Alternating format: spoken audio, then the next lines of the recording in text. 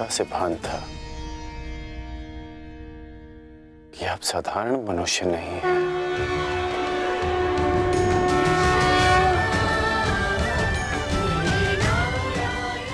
परंतु आज जो मैंने देखा, उसके पश्चात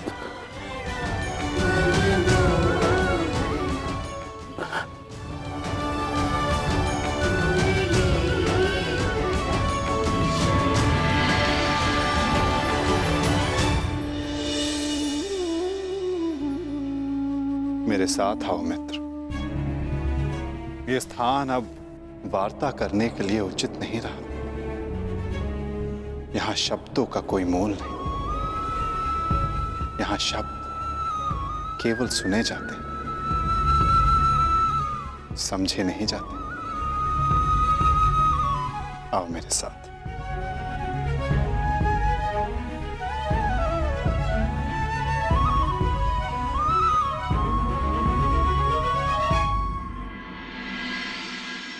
केशव,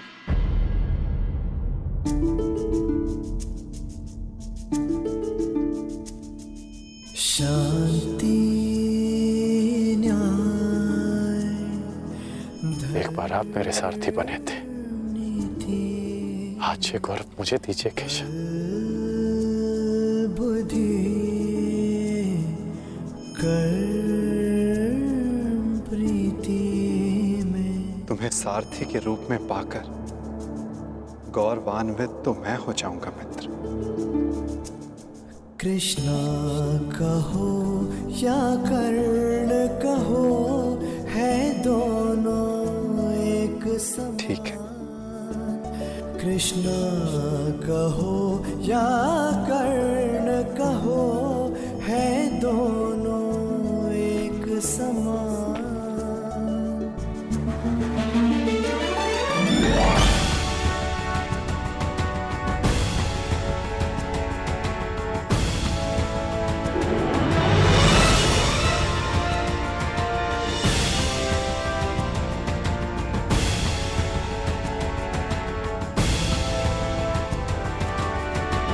कह दो मित्र, जो कुछ भी तुम्हारे मन में। आप ही पढ़ लीजिए ना केशव कि क्या है मेरे मन में। मैं तुम्हारा मन पढ़ सकता हूं मित्र, परंतु जैसे कि मैंने पहले भी कहा था, मुझे तुम्हारे मुख से सुनना अच्छा लगता है। अब कह भी दो मित्र, क्या है तुम्हारे मन में? इस समय जो मेरे मन में चल रहा है वो ये है कि आपने मुझे पांडवों के पक्ष में आने का प्रस्ताव दिया था। हाँ, और तुमने उस प्रस्ताव को अस्वीकार कर दिया था। हाँ, परंतु मैंने कभी नहीं सोचा था कि मेरा ये निर्णय मुझे आपके विपक्ष में खड़ा कर देगा केशव। आपको तो युद्ध का परिणाम पता है ना केशव। किसी अनहोनी के होने से पहले उसका ज्ञात हो जाना, क्या वो आपको पीड़ा नहीं देता केशव? मनुष्य संतोष से इसलिए जीता है क्योंकि वो नहीं जानता कि अगले पल क्या होने वाला है। वो नहीं जानता कि वो जीवित रहेगा या वो मर जाएगा। परंतु यदि उसे ज्ञात हो जाए कि अगले पल क्या होगा या वो कब मर जाएगा, तो आपको नहीं लगता कि उसके आने वाले पल भय और चिंता में बीतेंगे?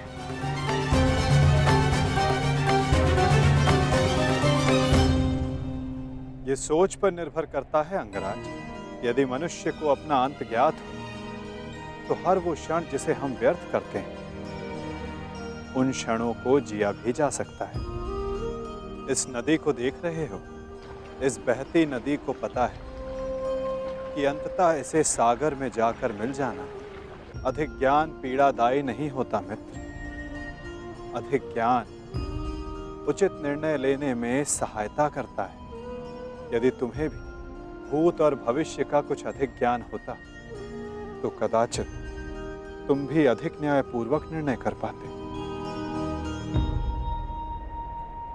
आपका मंतव्य यही है ना कि पांडव उचित हैं और दुर्योधन अनुचित?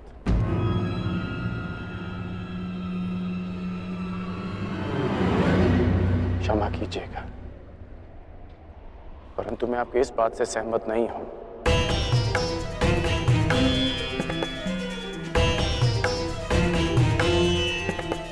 मुझे लगता है केशव कि दोनों अपने अपने स्थान पर दोषी हैं।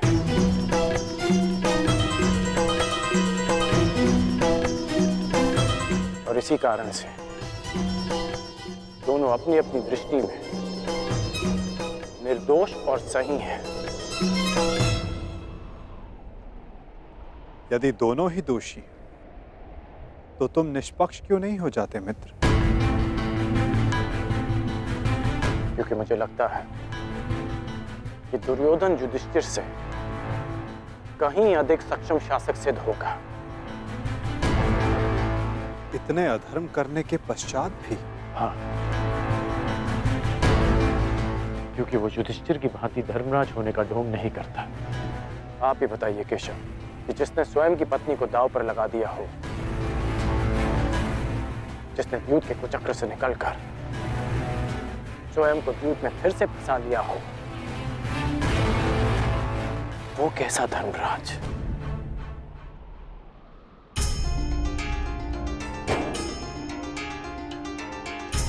युधिष्ठिर की असमर्थता के कारण राजकुमार युधिष्ठिर, मेरे शौंड की रक्षा कर लीजिए। मेरा अनुज क्यों मृत्यु की भेंट चढ़ गया?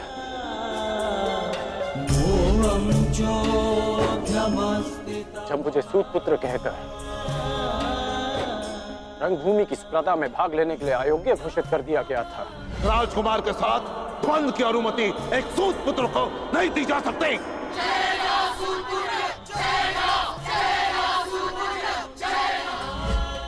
तब भी धर्मराज का धर्म मौन था।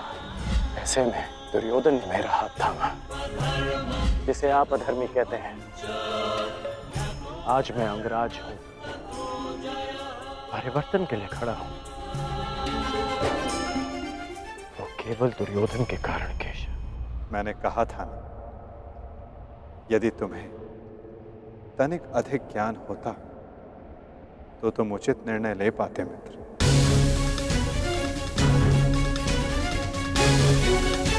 मैं समझा नहीं। तुम सदा स्वयं को सूतपुत्र समझते आए होकर, और यदि तुम्हारा ये ज्ञान मिथ्या हुआ तो? मिथ्या? हाँ कर, क्योंकि तुम्हें तो पता ही नहीं कि तुम वास्तव में हो कौन। मुझे ज्ञात है कि मैं कौन हूं, और मुझे गर्व है कि मैं अधिरथ पुत्र कर्ण हूं,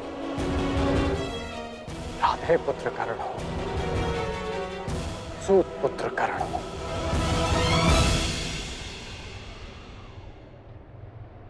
तुम राधे नहीं हो अंगराज, तुम अधिरथ पुत्र नहीं, तुम सूत पुत्र नहीं।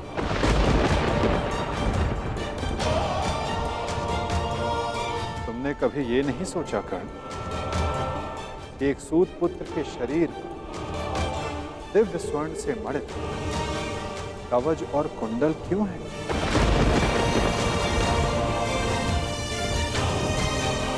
तुम्हारे मन में यह प्रश्न कभी नहीं उठा कि एक साधारण से सारथी के पुत्र के पास ये कवच और कुंडल क्यों?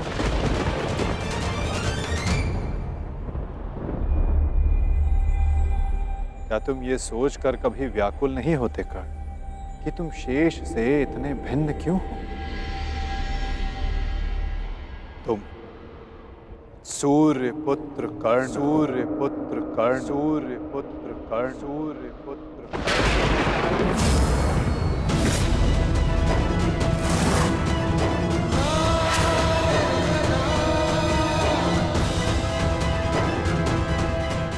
स्वयं सूर्य नारायण के अंश हो तुम कर्ण।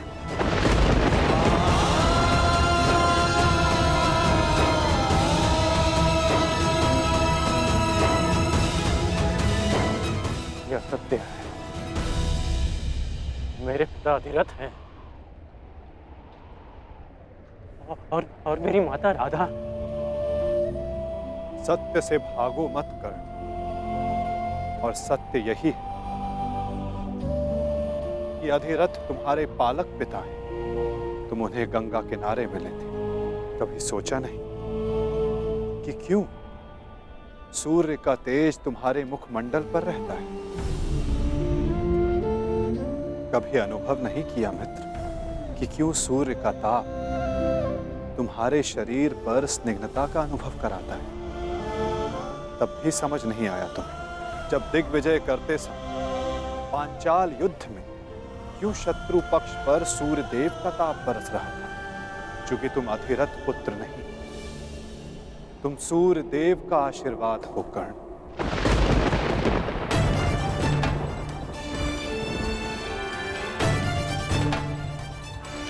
यदि मैं पिताश्री को गंगा किनारे मिला था तो मेरी माता को कर्ण, अपनी माता से बहुत पहले से भेंट करते आ रहे हो तुम कर्ण। चूंकि रक्त सदा रक्त का सम्मान करता है। कभी सोचा है कि वो कौन है जिनके समक्ष आते ही तुम्हारी दृष्टि उनके पांव की ओर चली जाती है? वो कौन है जिनसे हर युद्ध से पूर्व उनका आशीष लेने का तुम्हारा मन करता है? कौन है कर्ण जो सदा तुम्हें अपने पुत्रों के समान प्रेम करती है? वो कौन है जिनकी आंखें तुम्हें देखते ही भर आती हैं? अर्जुन से द्वंद्व होने के पश्चात भी तुमने कभी पांडवों का अहित नहीं चाहा, कभी उनकी रक्षा की, कभी उन्हें चेतावनी दी। क्यों कर्ण? इसलिए नहीं कि तुम न्याय चाहते, अपितु इसलिए कि तुम्हारी धमनियों में बहता हुआ रक्त तुम्हें पुकार रहा था। हाँ कर्ण, तुम राधे नहीं कुंती पुत्र हो, पांडवों के ज्येष्ठ। हाँ कर्ण, बुआ कुंती ही तुम्हारी माता है और तुम उनके ज्येष्ठ पुत्र।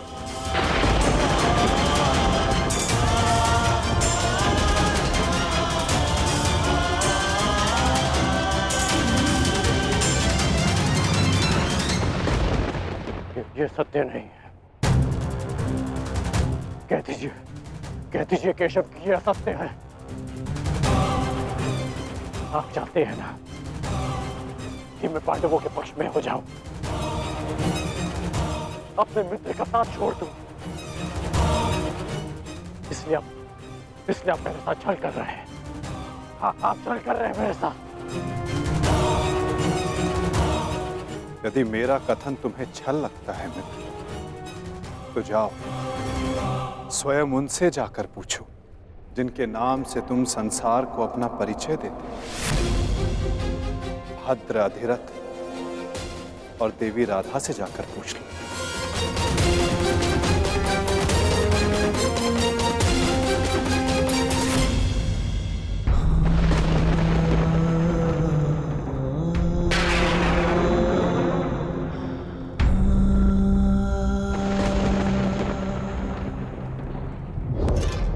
आ गए? उचित समय पर पहुंच गए। आओ भीतर आओ।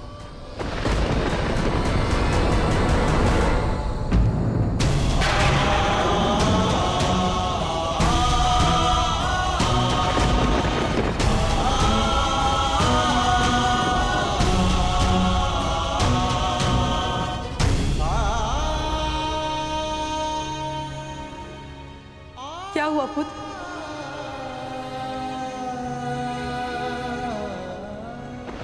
तुम राधे नहीं हो अंगराज, तुम सूर्य पुत्र कर्ण हो।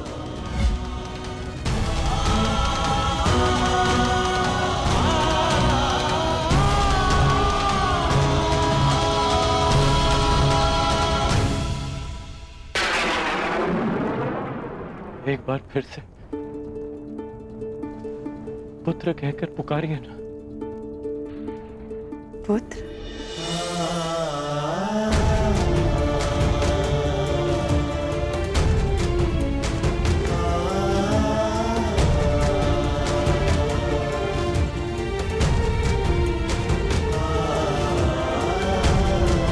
क्या हुआ पुत्र? तुम इतने व्यथित क्यों हो? क्या हुआ? मैं व्यथित था अपने ही माता। मैं समझ गया कि ये वासुदेव का खेल है। वो मेरे साथ खेल खेल रहे हैं माता। खेल? कैसा खेल? क्या विनोद किया केशव ने? बहुत भारी विरोध किया उन्होंने। उनका कहना है कि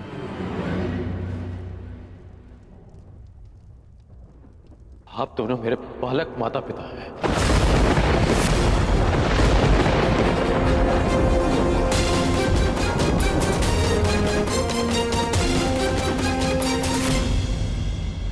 मैं पिताश्री को गंगा तट पर मिला था। ये सूर्यदेव मेरे पिता है और माता कुंती मेरी माता।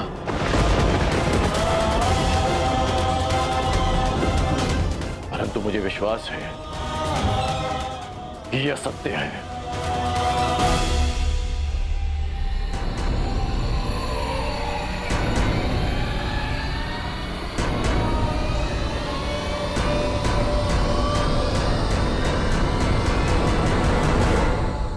ये असत्य है ना?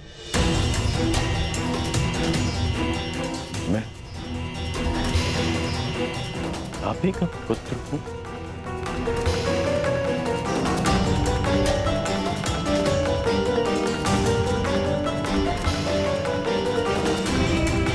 मैं आप ही का पुत्र हूं ना?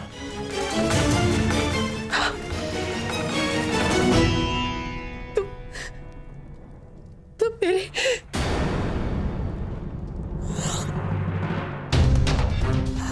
क्या हुआ माता?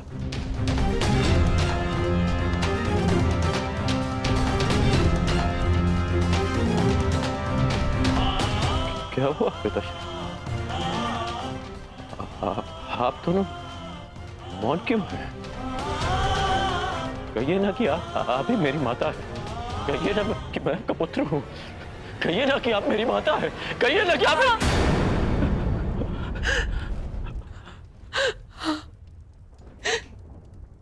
मैं तुम्हारी माता हूं।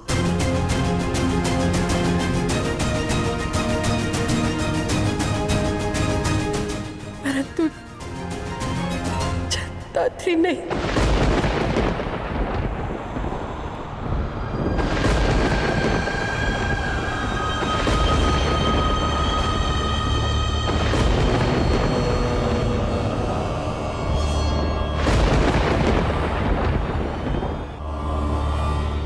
मैंने तुम्हें जन्म नहीं दिया।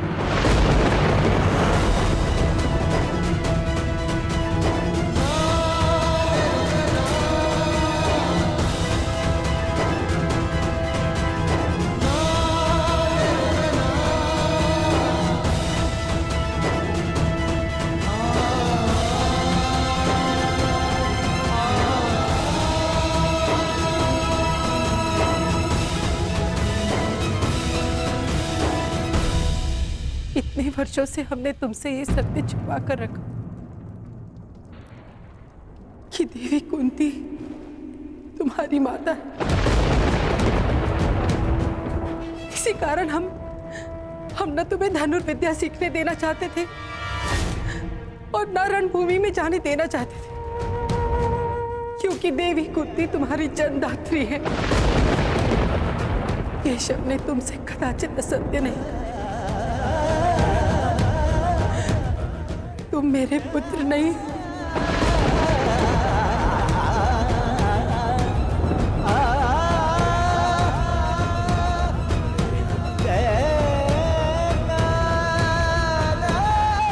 मैं तुम्हारी माता नहीं हूं।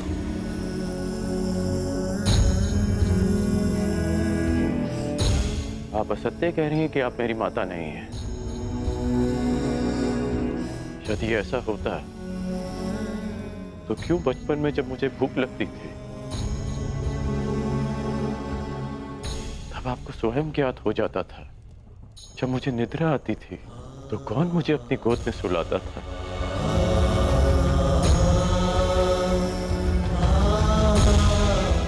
आप ही ना। जब मैं शिक्षा पूर्ण कर घर वापस लौटा तो आपको बिना ज्ञात हुए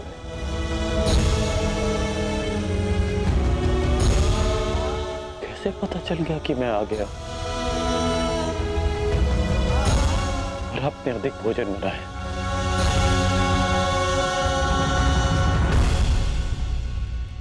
क्यों मेरे राज्याभिषेक पर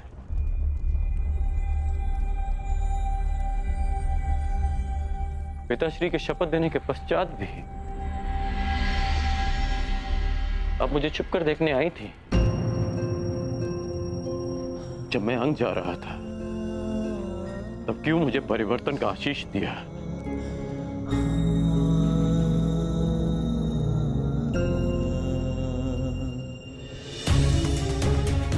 क्यों असत्य कह रही हैं आप मुझसे? इसीलिए कि मैं इस युद्ध में भाग ना लूं। ठीक, मैं इस युद्ध में भाग नहीं लेता।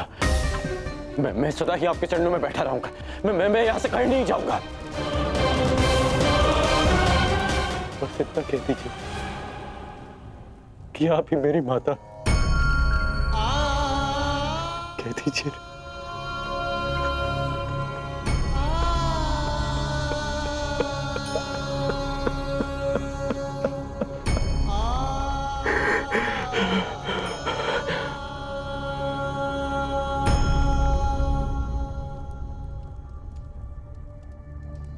आपके अश्रुओं ने और आपकी चुप्पी ने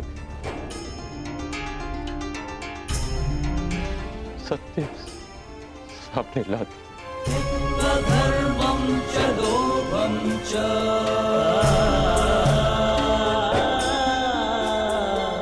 मोहं चोद्यमस्थितः। धन्य है आप।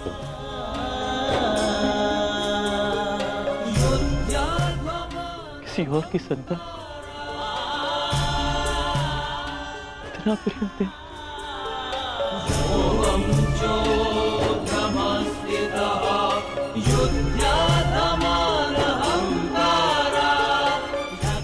मैं आपका ऋण कभी नहीं उतार पाऊंगा।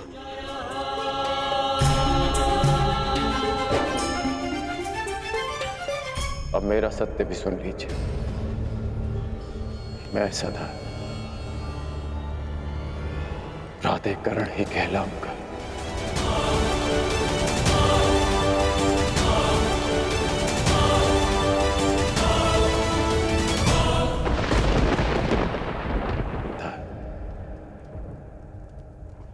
प्राधिकरण ही कहलाऊंगा।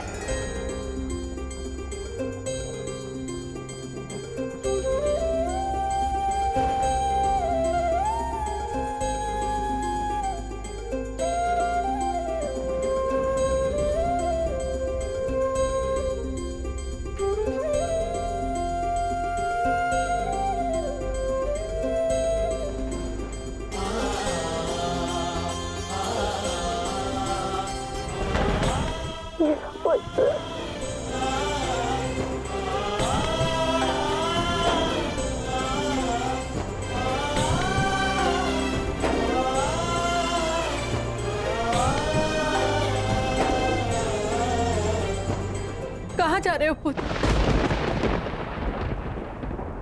उनके पास जो मेरे प्रश्नों से भयभीत होकर छिपकर बैठे हैं। सूर्य देव के पास।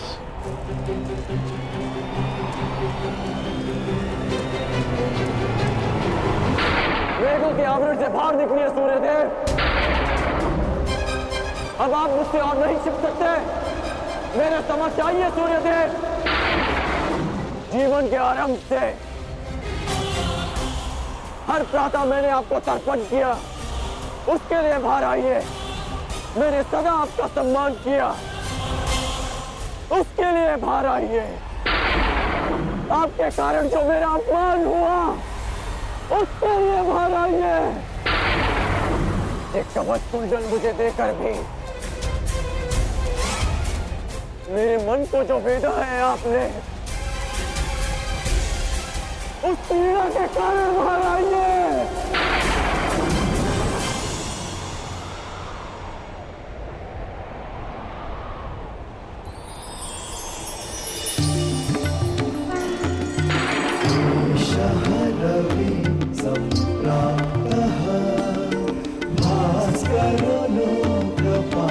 उत्कर्ण,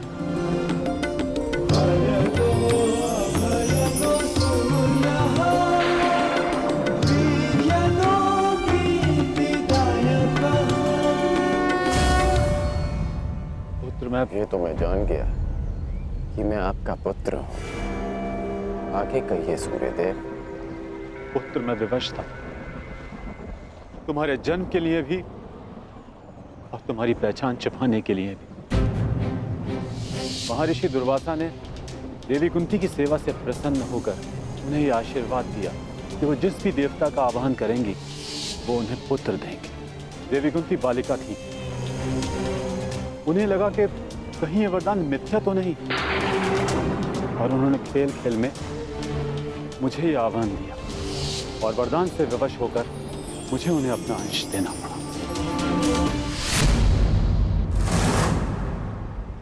विवश थे आप?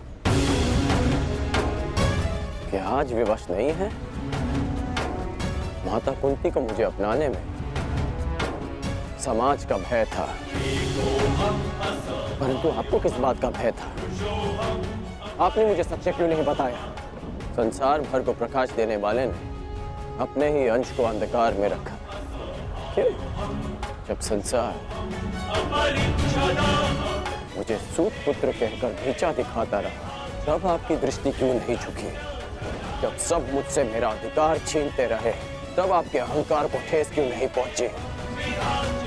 क्यों तब तक आप मेरी प्रतीक्षा करते रहे, जब तक मुझे स्वयं ज्ञात नहीं हो गया कि मैं आपका पुत्र हूं? क्यों मुझसे सत्य को दूर रखा आपने?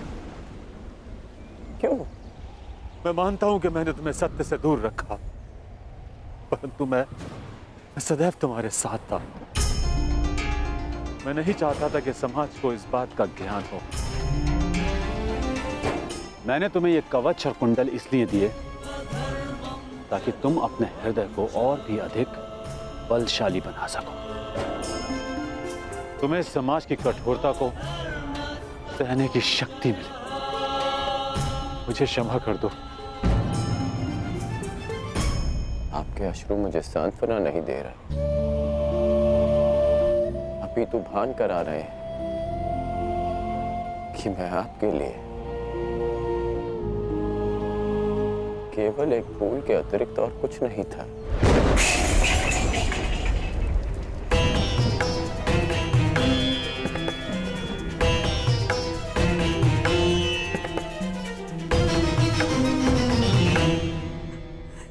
हे ईश्वर,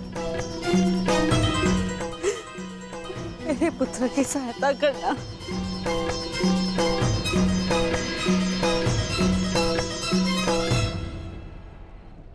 जो स्वयं की सहायता करना जानते हैं, ईश्वर भी उन्हीं की सहायता करते हैं बुआ।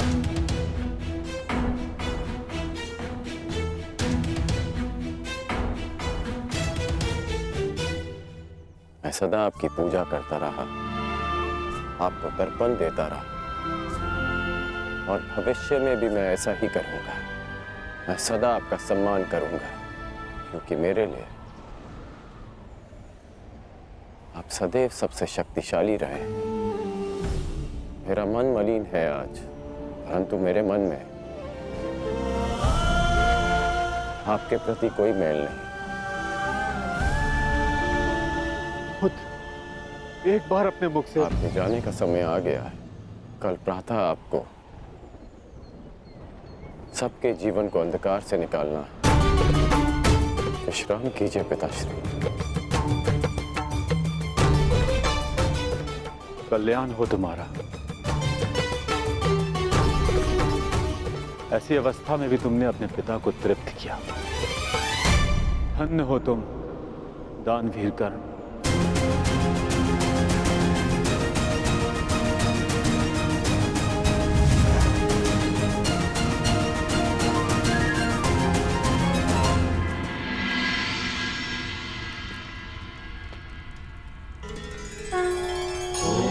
अब आप और कितना व्यथित रहेंगी बुआ? आप अपने कर्मों को संसार से छिपा सकती हैं, परंतु अपने कर्मों के फल को आप स्वयं से और कितना छिपाएंगी? अपने कर्मों का सामना प्रत्येक को एक ना एक दिन करना ही पड़ता है बुआ। परंतु उसका सामना कैसे करूंगी? क्या कहूंगी उसे इसके समक्ष आकर?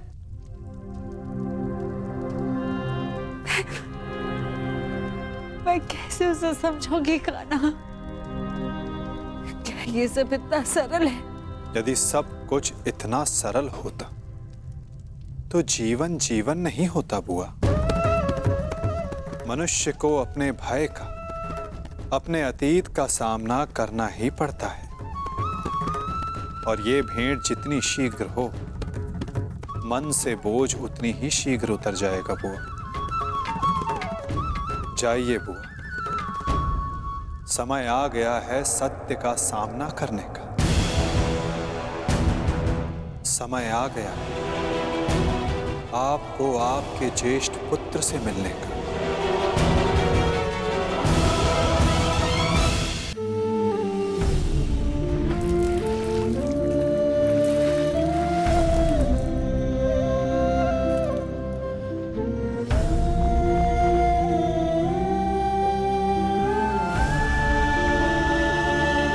दान चाहिए पुत्र, दोगे?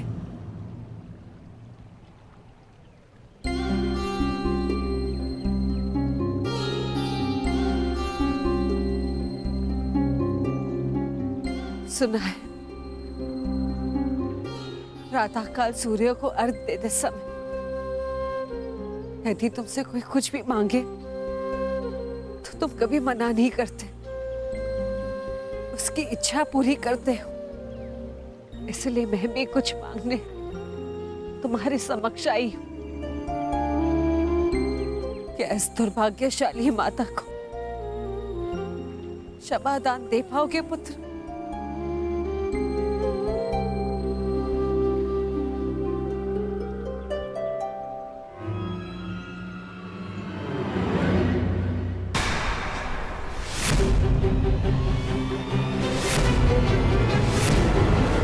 क्षमा प्रार्थी तो मैं हूँ राजमाता। राजमाता ऐसा मत कहो पुत्र। क्यों? क्या अनुचित कह दिया मैंने? ये कि सत्य जानने के पश्चात भी मैं आपको राजमाता क्यों कह रहा हूं? मैं आपके गले क्यों नहीं लग रहा हूं?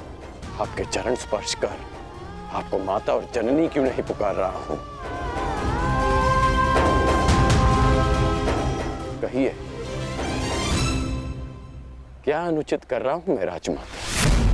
मैं आपको माता कहकर इसलिए नहीं पुकार रहा क्योंकि यह आपका कर्म फल है। आपने भी तो इसी भांति वर्षों तक ऐसा ही व्यवहार किया मेरे साथ, आशीष दिया, परंतु कभी अपना पुत्र कहकर नहीं पुकारा, अश्रु बहाए परंतु कभी मुझे गले से नहीं लगाया, कभी मुझे ममता नहीं थी। और आज वही माता मेरे समक्ष प्रेम जताने के लिए आ गई है। अधिकार का भाव कर्तव्य पूर्ण करने से मिलता है। आपने अपना कर्तव्य कभी पूर्ण नहीं किया, आज अधिकार जताने क्यों आ गई? मुझ पर आरोप लगाने से पूर्व मेरी व्याथा तो सुन लो पुत्र। मैं विवश थी जब तुम्हारा जन्म हुआ। मैं अविवाहित थी पुत्र। क्या करती मैं? मुझे तुम्हें त्यागना पड़ा। विश्वास मानो पुत्र, अनजाने में हुए अपराध का बोझ मैं आज तक अपने कंधे पे लिए हूँ।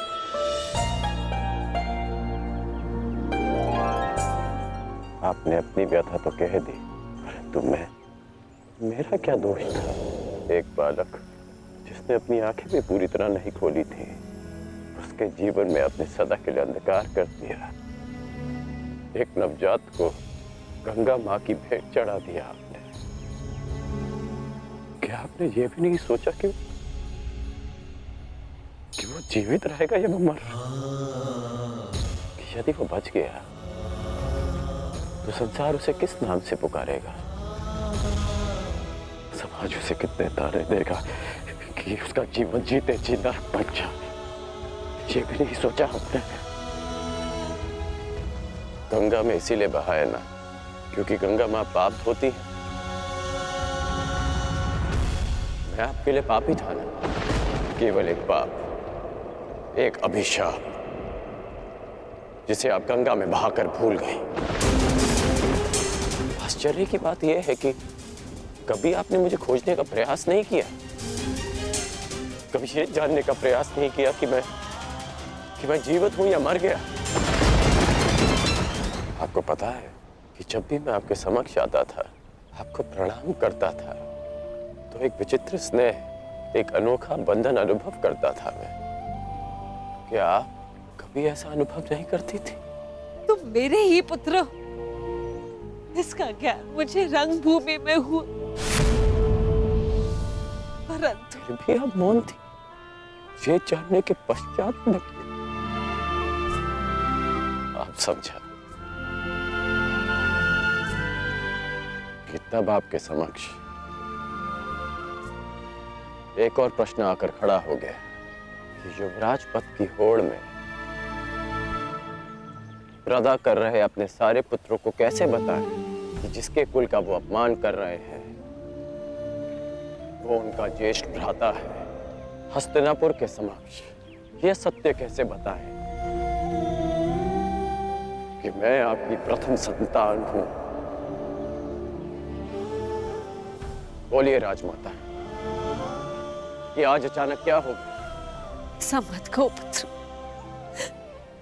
मैं नहीं चाहती कि मेरे पुत्र एक दूसरे का रक्त बहे। मुझसे सहन नहीं होता पुत्र, मुझसे सहन नहीं होता। समझ गया कि आप यहाँ मेरे लिए नहीं, अर्जुन के लिए आई। कि आप मुझसे क्षमादान मांगने नहीं, अर्जुन का जीवन दान मांगने आई। कि आप मुझसे क्षमादान मांगने नहीं, अर्जुन का जीवन दान मांगने आई। आप यहाँ इसलिए आई कि मैं अर्जुन का वध ना करूं। ऐसा मत कहो पुत्र।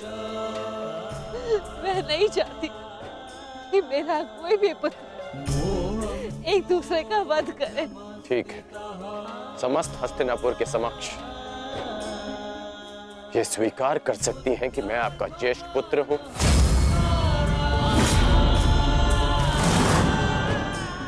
पता था मुझे कि कोई उत्तर नहीं मिलेगा। मेरे जीवन पर अनेक बार संकट आया, तब आपकी ममता नहीं जागी, परंतु आज जब अर्जुन के जीवन पर संकट आया, तब आप अपनी लज्जा, अपना सम्मान सब भूलकर मेरे पास आ गए।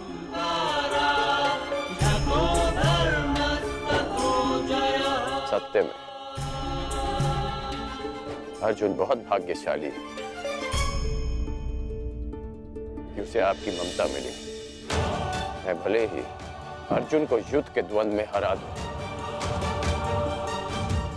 परंतु आज उसने मुझे ममता के द्वंद्व में हरा दिया। तुम्हारी अपराधी नहीं हूं मैं।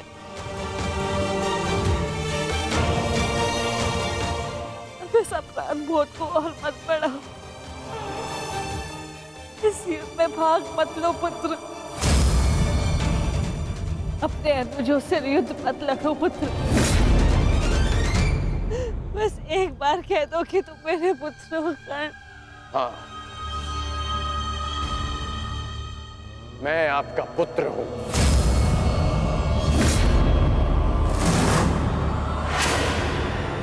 किंतु आप मेरी माता नहीं।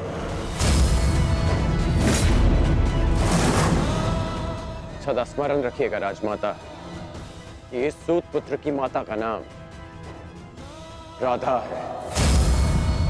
मैंने अवश्य कौंतेय बनकर जन्म लिया, परंतु संसार मुझे सदा राधे कर्ण के नाम से जानेगा। मैं सूर्य पुत्र कर्ण हूं, किंतु मेरे पिता का नाम अधिरथ है। मुझे स्वयं को सूर्य पुत्र के स्थान पर सूत पुत्र कहने में अधिक गर्व अनुभव होगा। आप माता हैं अर्जुन की, सभी पांडवों की, क्योंकि आपने उन्हें पाला पोसा बड़ा किया, प्रेम दिया। और आश्चर्य की बात तो यह है कि आप आज भी उन्हीं की माता बनकर इस सूत पुत्र राधे कर्ण के पास आई हैं, ये आश्वासन पाने कि आपके पुत्र सुरक्षित रहें। मेरे द्वार पर आए किसी भी याचक को रिक्त हाथ लौटने नहीं दे सकता मैं राजमाता। मैं आपको रिक्त हाथ लौटने नहीं दूंगा। मैं वचन देता हूं कि इस महाभारत के पश्चात आपके 5 पुत्र जीवित रहेंगे, केवल 5। यदि अर्जुन ने मेरा वध किया तो भी, और मैंने अर्जुन का वध किया तो भी। यदि अर्जुन मेरे हाथों वीर गति पाता है तो मैं सब कुछ छोड़कर आपके पास आ जाऊंगा। मैं वचन देता हूं कि अर्जुन के अतिरिक्त आपके किसी पुत्र का वध नहीं करूंगा मैं।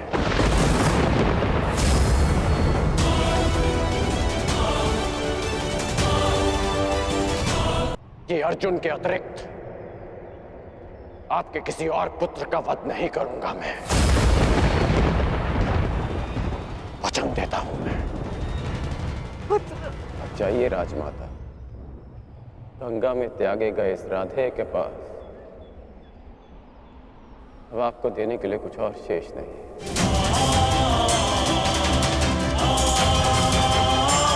रही बात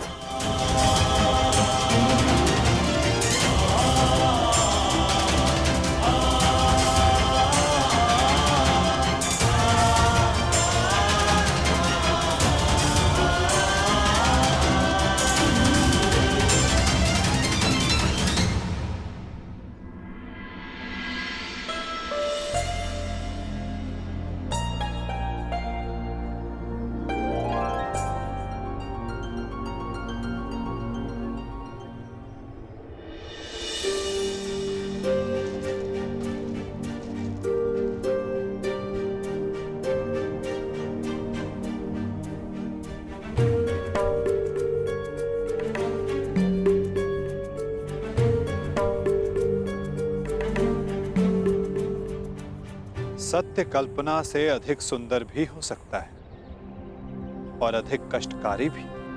मैं जानता था कर्ण, परंतु मैं ये कभी नहीं चाहता था कि तुम इस कष्ट को सहो।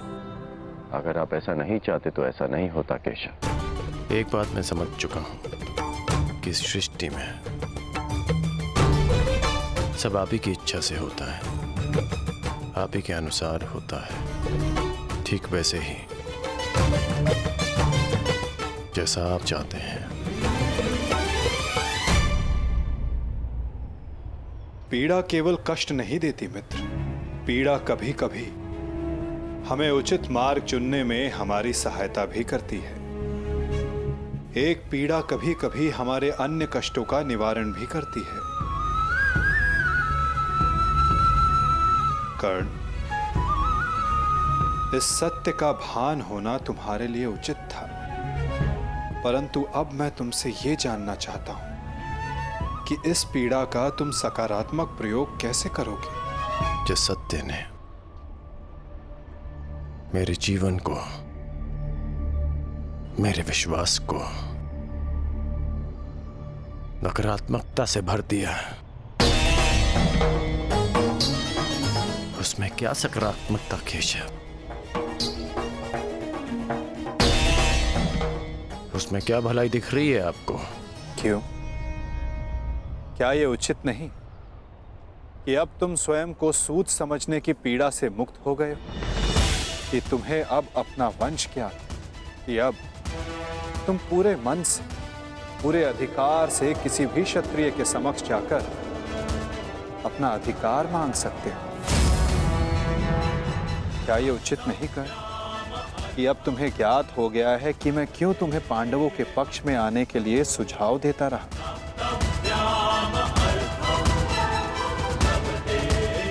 एक सत्य संसार बदल सकता है और अब तुम्हारा संसार बदल चुका है मित्र। तो क्या ये श्रेष्ठ नहीं कि तुम अपना पक्ष और निर्णय दोनों बदल दो? तुम सबसे ज्येष्ठ कौन्तेय होकर अर्जुन, भीम, युधिष्ठिर, इन सबसे ज्येष्ठ, और मुझे ये मानने में कोई संकोच नहीं कि तुम अर्जुन से अधिक श्रेष्ठ हो। परंतु ये दो शक्ति, ये दो भाई विपक्ष में क्यों मित्र? यदि तुम और अर्जुन एक पक्ष में हो गए तो सृष्टि की कोई भी शक्ति तुम दोनों के समक्ष छोटी पड़ जाएगी।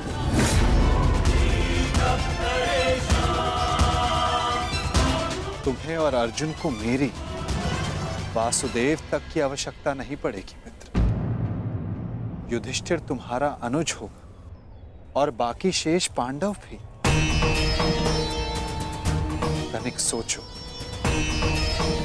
जो परिवर्तन तुम अंगराज बनकर ना ला सके, वो परिवर्तन तुम हस्तिनापुर के सम्राट बनकर ला पाओ।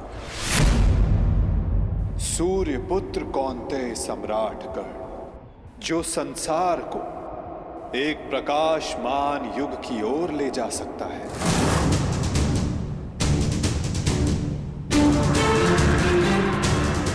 मैं केवल तुम्हारे भविष्य की बात नहीं कर रहा हूं कर्ण, मैं उस भविष्य की बात कर रहा हूं जिसकी हस्तिनापुर को आवश्यकता है। इस संसार को, इस मानवता को आवश्यकता है, और यही सबके हित में है मित्र।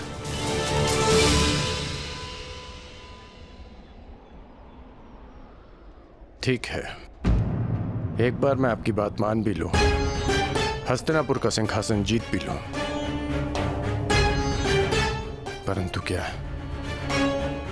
मैं प्रजा के मन में सम्मान जीत पाऊंगा? नहीं।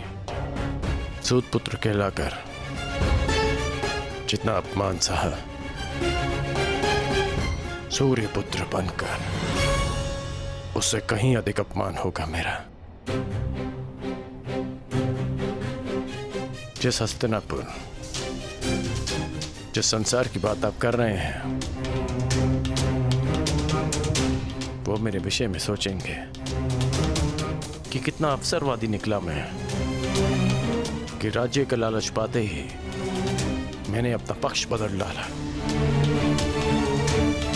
मनुष्य का पक्ष, उसका विश्वास, उसका ईश्वर होता है। मेरे जन्म का सत्य बदल जाने से क्या मैं अपने ईश्वर को बदल डालूं?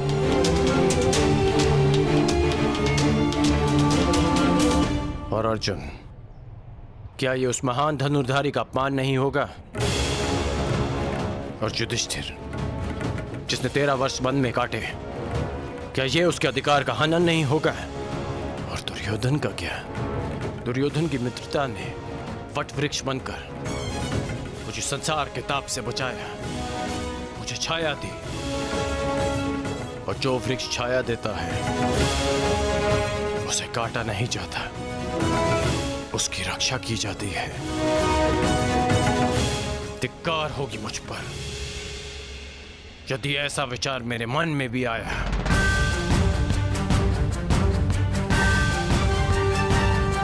मैंने आपसे पहले भी कहा है कि मैं जन्म में नहीं कर्म में विश्वास रखता हूं। मैं कुल वंश जाति में नहीं कौशल और पुरुषार्थ में विश्वास रखता हूं। जब मेरी जन्म माता ने मुझे त्यागा तो एक सूत ने मुझे पाल पोस के बड़ा किया। जब कुल और वंश ने मुझे फेंक दिया तब मेरे कौशल ने मुझे उभारा। जब मेरे संबंधियों ने मुझे पहचानने से अस्वीकार कर दिया तब दुर्योधन की मित्रता ने मुझे संभाला। सच कहूं तो आज मैं पहले से भी कहीं अधिक दुर्योधन का ऋणी हो गया हूं। और आप कह रहे हैं कि मैं अपना पक्ष बदल लूं?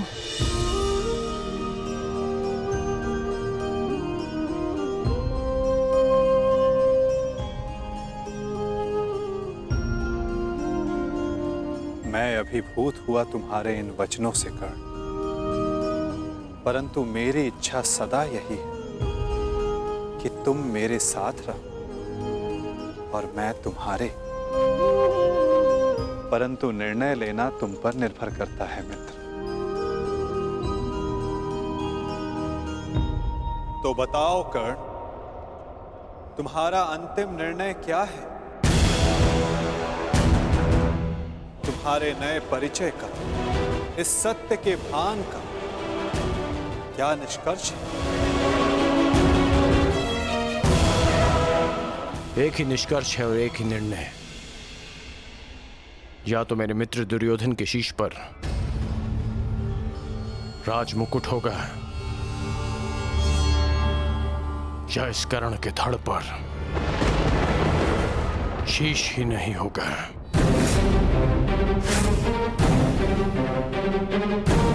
इसके अतिरिक्त और कुछ संभव नहीं है केशव।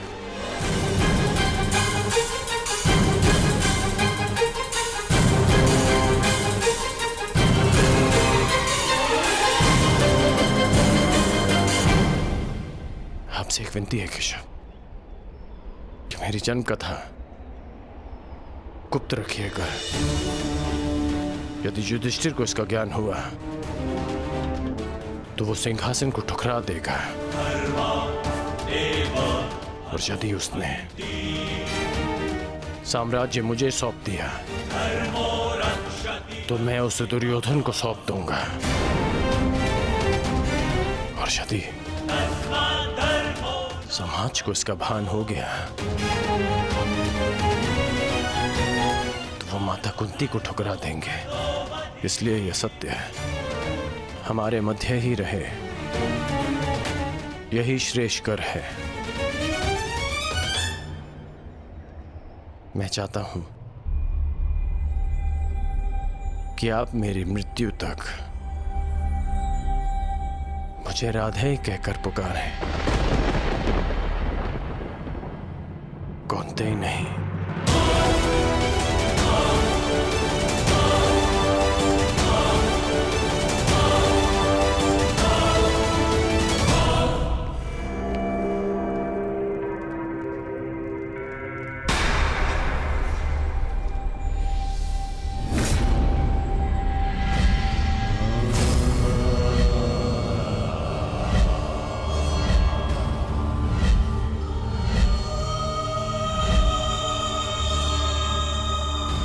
यही तुम्हारा भविष्य है, यही तुम्हारा प्रारब्ध, यही अंत है कुरुवंश का।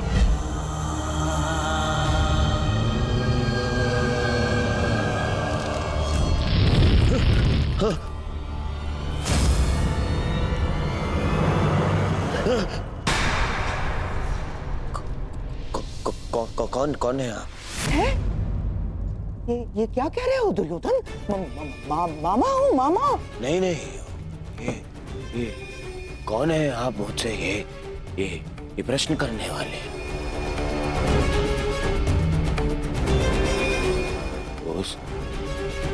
उस छली नहीं,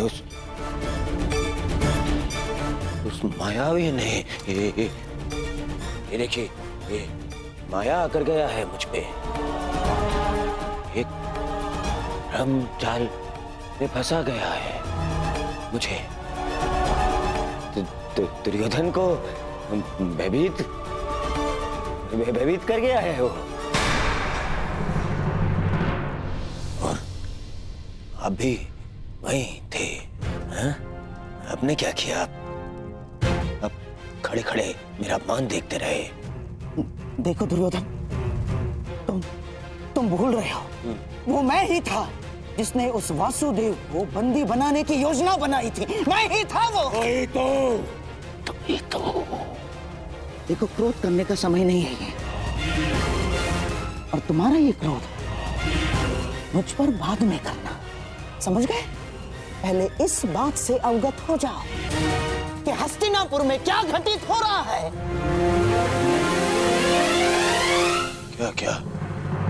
क्या घटित हो रहा है हस्तिनापुर में? वही तो मैं तुम्हें कब से बताने का प्रयास कर रहा हूं, परंतु तुम हो कि सुन ही नहीं रहे हो। तुम्हें कदाचित अनुमान नहीं है कि तुम्हारा परम मित्र कर्ण तुम्हारे नाक के नीचे क्या कर रहा है। क्या कर रहा है मेरा मित्र? जब तुम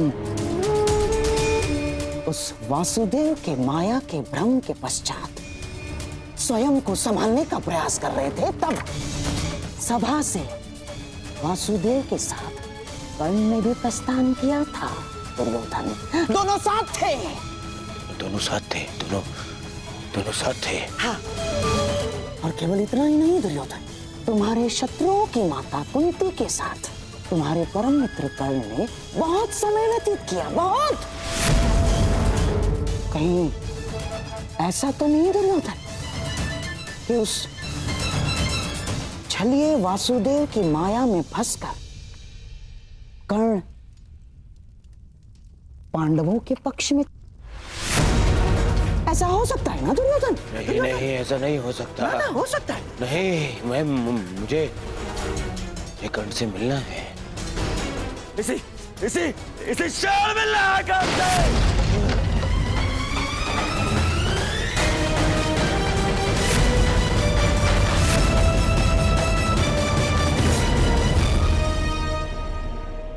जीवन कितने खेल खेलती है ना हमारे साथ केशव।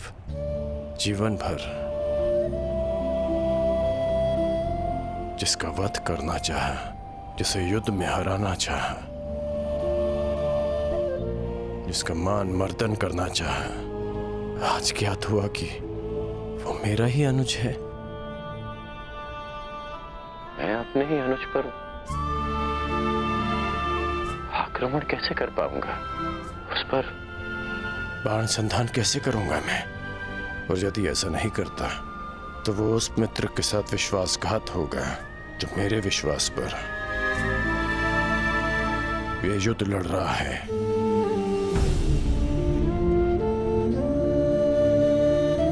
क्यों नियति हमारे साथ ऐसा खेल खेलती है? क्यों वो दो भाइयों को शत्रु बनाकर सामने ले आती है? क्यों वो उन्हें एक दूसरे के रक्त का प्यासा बना देती है, जिनकी धमनियों में एक ही रक्त बहता है? ये कैसी नियति है केशव?